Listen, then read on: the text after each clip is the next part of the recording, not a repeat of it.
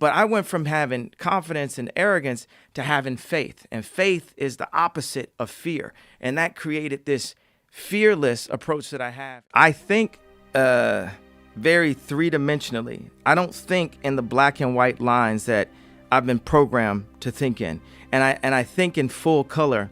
So when I talk, I have to describe a thought in 5 ways. You know, we enjoy food that has multiple seasoning in it. We enjoy music that has multiple instruments.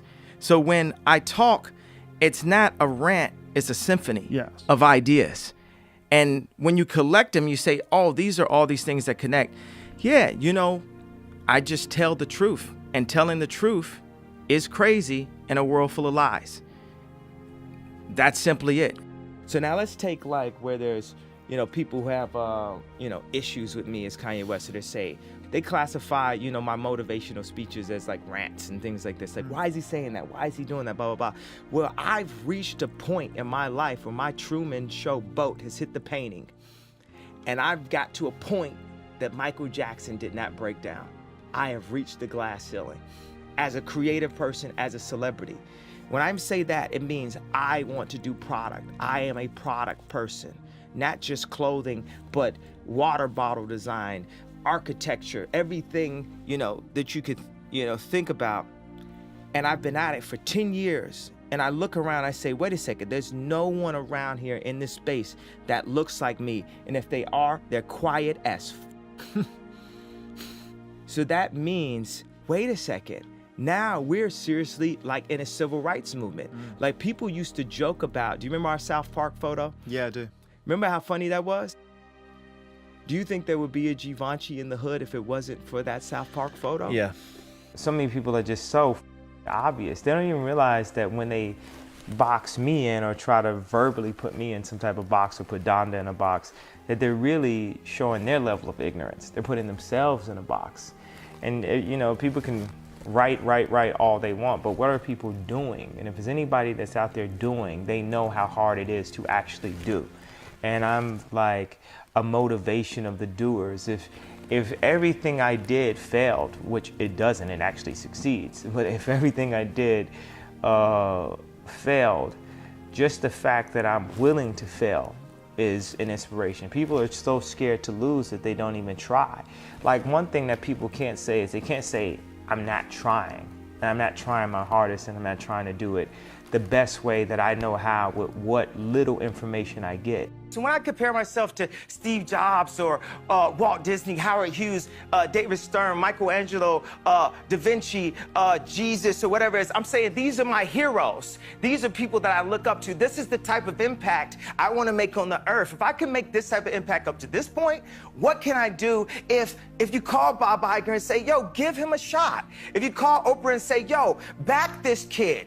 His parents were educators. He wants to educate. He wants to look at curriculums and say, how do we simplify that? Exactly what I did in music, I want to apply to product. I want to apply to education. This is what my company Donda is about. I could rap all I want, but without that Rockefeller chain and Damon giving me that Rockefeller chain and without getting a record deal, I don't care how many beats I sold to whoever, I couldn't have made it to the point to make Jesus Walks. And now, even as a celebrity, blah, blah, blah, I've reached a ceiling. And the way paparazzi talk to me and my family is disrespectful also. You know what I'm saying? We bring something of joy to the world. When people hear my music, they have a good time. And I should be respected as such when I walk down the street. Don't ask me a question about something you saw in the tabloids. Don't try to antagonize me, because you know what? It's not safe for you in this zoo. You know, never think that I'm not from Chicago for 1 second.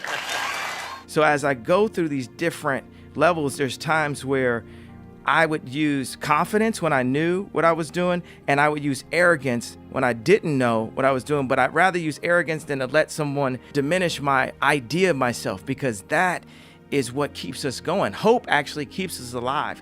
But I went from having confidence and arrogance to having faith. And faith is the opposite of fear. And that created this fearless approach that I have. And that's what now has made me the fearless leader that I am, that I've like crystallized into the leader that my mom always knew I would be when kids followed me in preschool, the leader that people saw when we changed the sound of music, the leader when we changed the sneaker industry, the leader in what we're doing with farming and with shelters.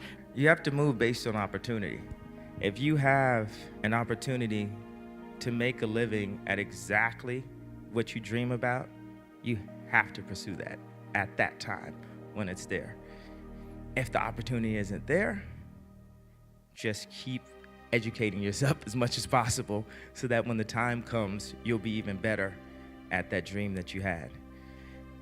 What I keep saying is I don't want to totally touch on this too long because I might start, crying, but I would think that my mom would trade in every single Grammy, BET, every award for her son to have a doctorate, being that she was Dr. West. Are you a workaholic? Are you always working? No, I actually slept a lot during the project. While they were recording? Yeah, I have a team and we work together. I spent a year and a half after I got out the hospital, and I would go to Amoeba record store and I just start chopping up samples. And it's very therapeutic because I wasn't full yay. I don't know if I'm full yay now, or better or worse, whatever, but it was therapeutic just to listen to those songs and sample and go back to being 14 years old in my mom's house. And by the time it was time to do to put the albums out, we have a whole team at Yeezy Sound that will help come and do the drums, help with lyrics, help with choruses, and I'd give 6, 7 people ideas that I want on the song, and I just go to sleep. We want is a real shot. Not, okay, I'm a celebrity, so that means my line has to cost $10 a t-shirt. No, I understand about quality. I understand about fabrics. I spent 10,000 hours at this. I dedicated my life to this. Then a lot of people say, okay, well, you have to do music.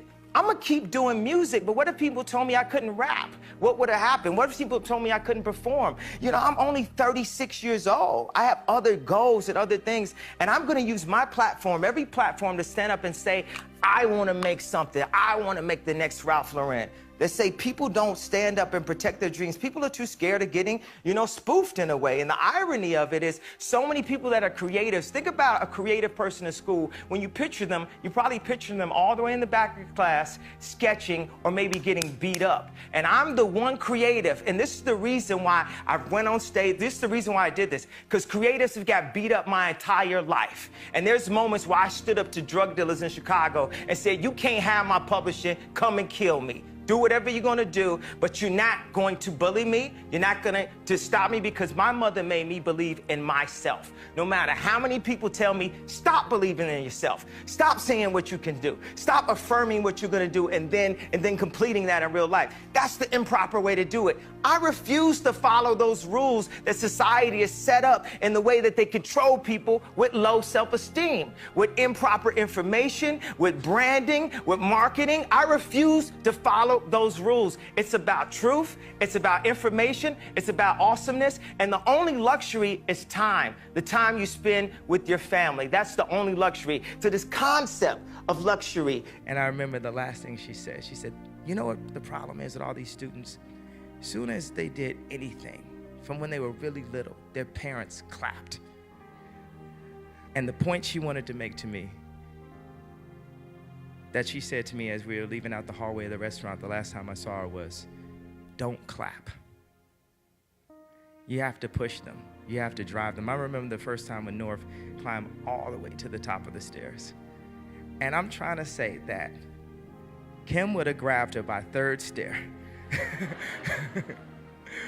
But she felt like she had to impress me and be more dynamic, or hit the highest point that she had ever hit in her life. And Louise was really hard and difficult with the students, but I felt like when you like Celine, when you like McQueen, all these things that have inspired us, I'm just talking directly about fashion, it's because there were people that pushed that hard. And not to defend myself, but just to take this opportunity, because I have the mic. It's not someone else's mic, it's my mic. I can talk right now. I feel a responsibility to push in the world. I feel a responsibility in my position to be like, this is some bullshit. Am I the only one here that's not crazy? Am I the only one here that's not afraid of losing their Samsung deal right now?